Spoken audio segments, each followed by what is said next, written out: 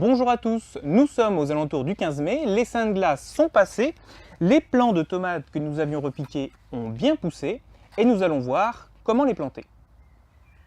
Pour réaliser l'opération, il vous faudra du matériel, un transplantoir pour planter vos tomates, un sécateur pour hacher des feuilles d'ortie, du fumier bien décomposé, ainsi que des tuteurs pour tutorer vos tomates.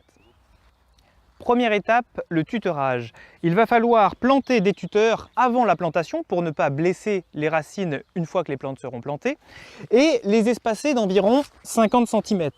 Petite astuce, quand on déplie ses doigts comme ça, la distance entre nos deux doigts fait environ 20 cm.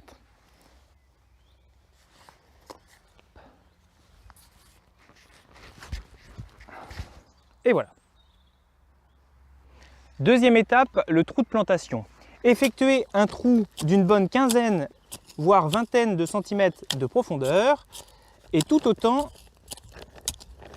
en envergure. Déposez au fond du trou une bonne poignée de fumier décomposé et ameublir la terre pour mélanger le fumier à la terre, pour ne pas que le fumier soit directement en contact avec les racines et pour ne pas qu'éventuellement il puisse les brûler. Prenez ensuite votre plant, enlevez les premières feuilles pour ne pas que les futures feuilles soient en contact avec la terre. Je vous expliquerai plus tard à quoi sert cette étape. Bien mettre l'étiquette de côté et nous allons planter notre plant de tomate couché. Nous allons reboucher le trou sur la tige en tassant légèrement. Nous plaquons la tige dans l'axe du tuteur et le fait d'avoir couché la tige de tomate va lui permettre d'émettre de nouvelles racines, d'améliorer donc son absorption puisqu'elle aura plus de racines, la plante sera plus forte, plus vigoureuse et normalement nous aurons une belle production de tomates. Étape suivante, les orties. Un dicton populaire dit qu'il faut mettre une poignée d'ortie hachée au fond du trou de plantation de la tomate pour lui apporter de la vigueur. La poignée de fumier bien décomposé que nous lui avions apporté tout à l'heure sera du même effet. Mais nous allons quand même écouter ce dicton populaire puisque les feuilles d'ortie hachées enterrées trop profond ne se seraient pas décomposées ou mal décomposées. Nous allons hacher ces feuilles d'ortie en surface et les enfouir légèrement en surface pour qu'elles se décomposent grâce à l'oxygène et libèrent ainsi tous les minéraux et l'azote nécessaires pour donner un coup de fouet à notre plantation de tomates. Étape 1, les gants. Ne récoltez que les feuilles des orties. Les tiges, une fois coupées, pourraient se bouturer et vous seriez alors envahi d'orties.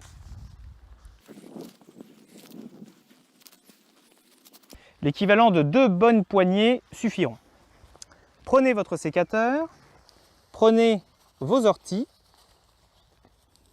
et hachez-les le plus finement possible.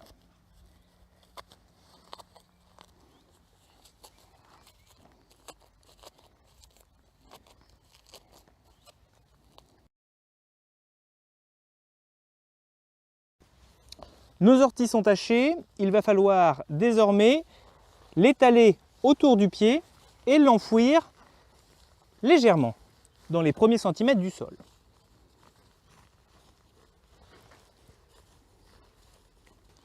Voilà, nos tomates devraient avoir un coup de fouet dans les prochaines semaines. Il va falloir désormais prendre soin de votre pied de tomate.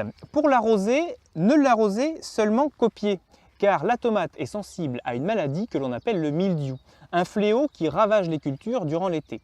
Cette maladie se développe entre 17 et 20 degrés par temps humide. Il ne faut surtout pas que les feuilles soient en contact avec l'humidité. C'est pour ça que l'on supprime les premières feuilles qui pourraient être en contact avec le sol et éviter ainsi les éventuelles éclaboussures qui pourraient apporter cette fameuse maladie. Pour éviter ces éclaboussures d'ailleurs, préférez un paillage pour garder la fraîcheur au pied de la tomate et éviter le contact de cette eau qui pourrait entraîner cette fameuse maladie.